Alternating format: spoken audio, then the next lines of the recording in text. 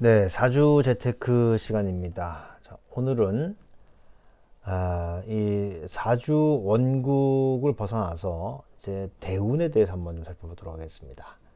우리가 이제 사주는 원국이 있고 사주 팔자라고 하는 원국이 있고 대운이 있고 세운이 있고 이렇게 구성되어 있죠. 그래서 대운은 과연 어떻게 구성되는 것이고 또 어떻게 우리 운명에 영향을 주는 것인지 한번 같이 보도록 하겠습니다. 자, 대운의 구성 원리입니다.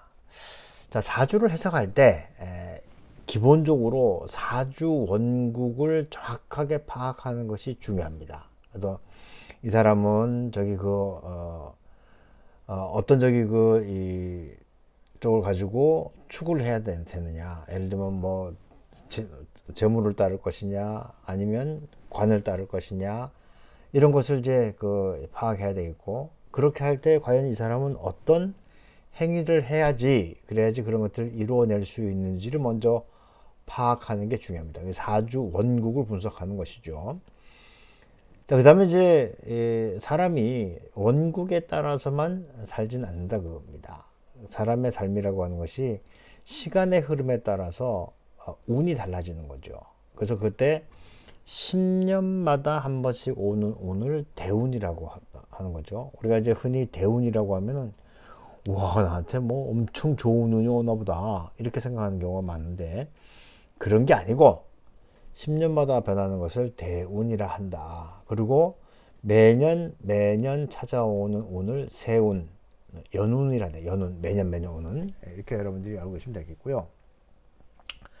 자, 대운과 세운의 움직임은 육식갑자의 순서대로 움직이는 것이 기본이에요. 근데 이제 대운 같은 경우에는 남자인 경우와 여자인 경우, 그리고 연간의 글자가 양인 글자와 음인 글자에 따라서 이것이 순행하느냐 이렇게 하냐. 순행한다라고 하는 것은 갑자, 울축 이렇게 나가는 것이고, 역행이라고 하는 것은 을축, 갑자 이런 식으로 깎으로 가는 것을 이제 역행한다고 하는 거죠. 그러니까 여기 나와 있는 것처럼 순행은 원래 순서대로 대운이 나열되는 것이고, 역행은 원래 순서의 반대로 가는 것을 말한다.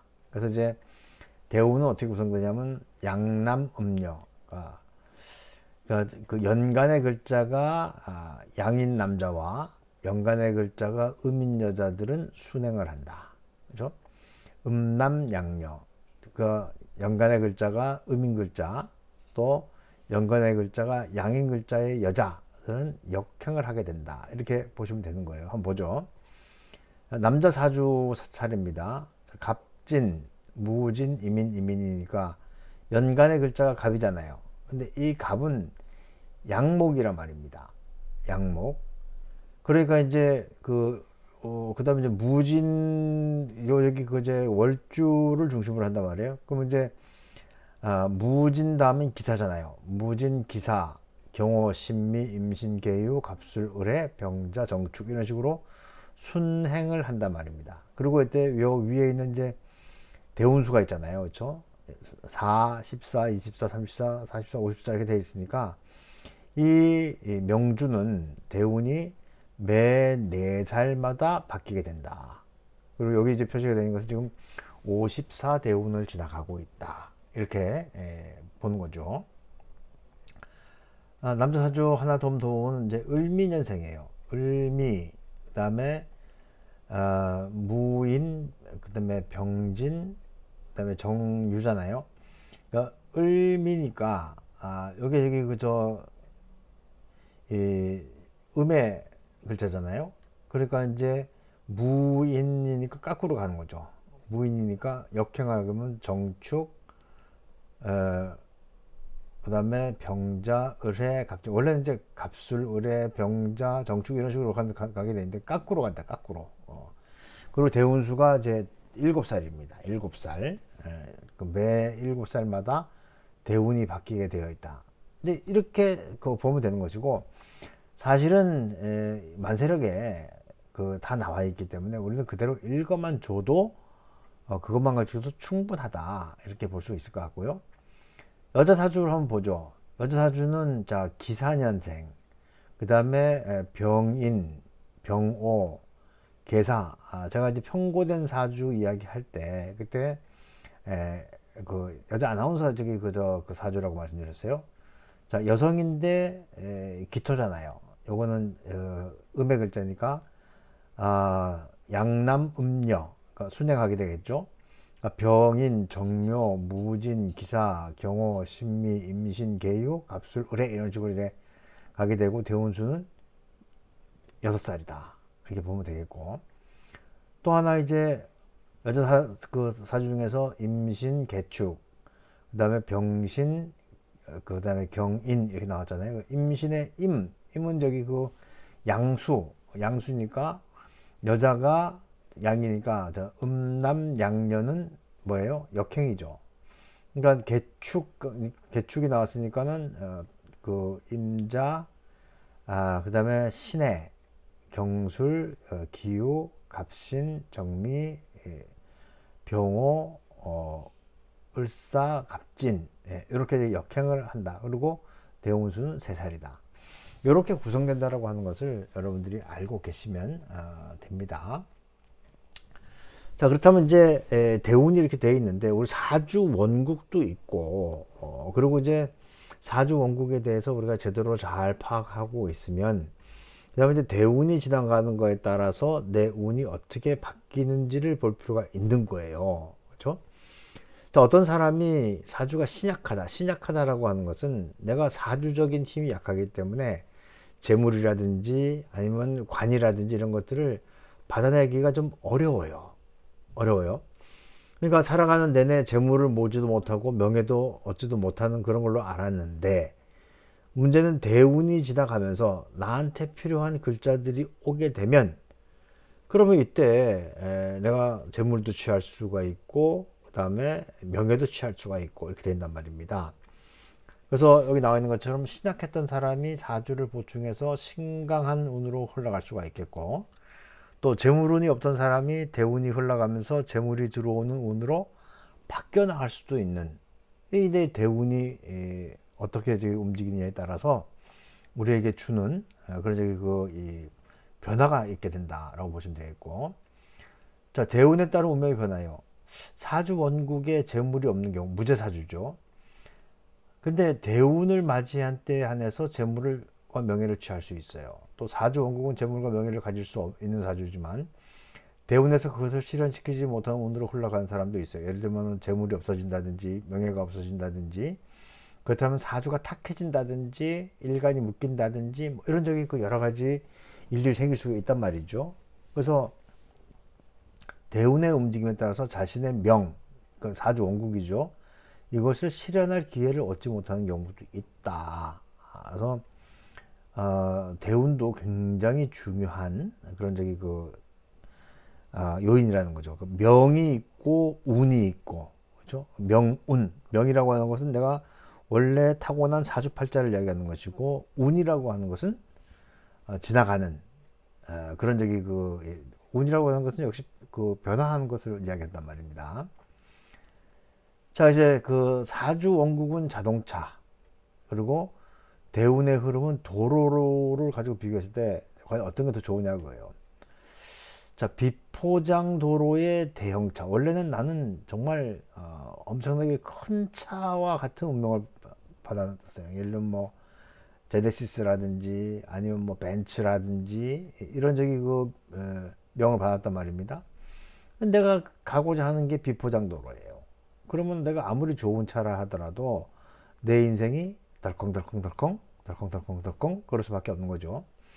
하지만 나는 태어나기를 뭐 소형차, 뭐 티코 뭐 아니면 뭡니까 스파크라든지 모닝이라든지 이런 소형차를 타고 났는데, 이게 내 운이 고속도로인 거예요. 쭉쭉 뻗어 있는 거란 말입니다. 싱싱, 작지만 싱싱, 크지만 덜컹덜컹. 누가 더 좋은 것이냐? 제가 볼 때는 소형차의 고속도로가 훨씬 더 좋은 삶을 살 수 있다. 그러니까 나는 내 명은 그렇게 좋게 받고 태어나지 않았지만, 하지만 내가 그것을 완전히 실현시킬 수 있는 대운이 온다면 오히려 그것이 더 행복한 게 아니겠는가, 이렇게 볼 수 있다는 겁니다. 그래서 사주 원국과 대운의 영향인데요. 사주 원국은 조금 모자란 듯 해도 대운의 흐름이 초년부터 말년까지 나에게 이로운 방향으로 흘러가는 것이 더 좋은 거죠. 아무리 좋은 차를 하더라도 그 성능을 충분히 발휘하지 못한 상황이 되면 쓸모가 없는 겁니다. 또 인생 초반이 좋은 운으로 흘렀다면 인생 후반은 나쁜 운으로 흐를 가능성이 굉장히 커요. 왜냐하면 이제 대운의 저기 글자들이 쭉 섞여서 가고 있기 때문에 인생 초반의 운은 나쁜 쪽으로 흘러갔더라도 인생 후반에 좋은 운으로 흘러가면 보상을 받는 것이죠. 그렇죠? 그래서 삶을 살면서 계속 나쁘거나 반대로 계속 좋은 운은 흔치가 않아요. 그래서 저는 이제 어떤 얘기를 하냐면 빨리 피어서 빨리 지는 꽃보다 더디게 피더라도 오래 피는 꽃이 훨씬 더 좋다. 이런 얘기를 합니다. 그리고 삶이 계속 저기 좋게 되면은 맑은 날만 이어지면은 삶은 사막이 된다. 이런 얘기들도 있단 말이에요. 그래서 뭔가 이렇게 좀 변화가 있는 것이 필요하다. 이렇게 보는 것이고요.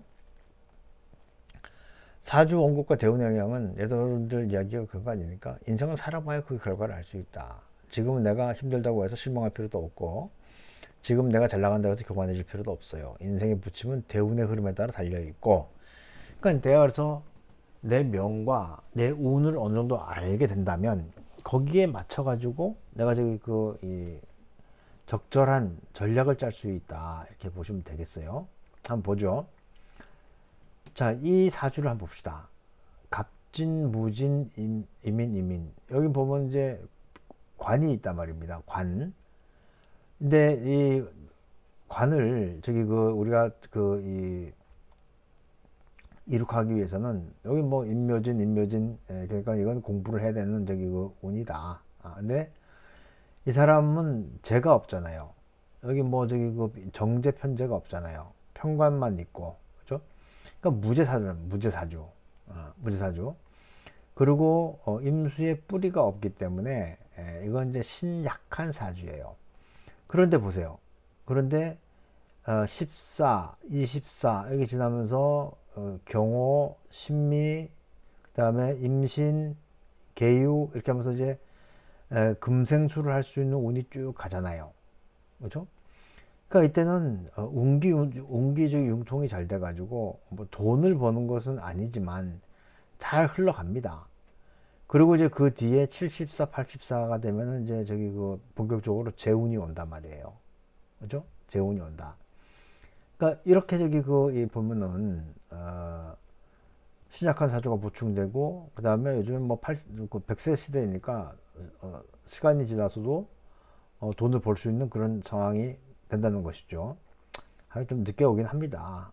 늦게 오긴 하고 요 저기 어릴 때 오는 재운은 어릴 때 무슨 돈을 벌겠습니까? 그러니까 이때 어릴 때 오는 재운은 친구들하고 발랄하게 잘 돌아다니는 재미있게 사는 뭐 미팅도 하고 그렇게 저기 하는 걸로 이제 볼 수가 있다는 얘기입니다. 그래서 사주를 해석할 때 본인 입장에서 재물은 재물이 들어오는 것으로도 오는 것을 의미할 수도 있지만 자신이 기울인 노력의 결실로도 볼 수 있어요. 사주 원국에 재물이 없으니까 공부를 해도 큰 결실을 맺지 못하는 사주를 볼 수 있는데 이게 무슨 얘기냐면 이 저기 나무가 꽃을 피우기 위해서는 화가 필요합니다. 화, 태양. 근데 여기는 지금 화가 제로고 금이 제로잖아요. 금은 인수. 그래서 이게 나를 보충해주는 저기 그런 글자가 되겠고, 이건 나를 꽃 피우는 글자인데, 나를 꽃 피우는 글자가 없어요. 그러니까는 공부를 해도 꽃을 피우지 못하고, 돈도 별로 없고, 이런 삶을 살게 된단 말입니다. 하지만, 관이 있기 때문에, 그렇죠? 관이라고 하는 건 토는 교육이라든지 종교라든지 그런 걸 의미한단 말이에요. 그러니까 공부를 해서 그것을 여기 이 나무에 심으면, 그죠?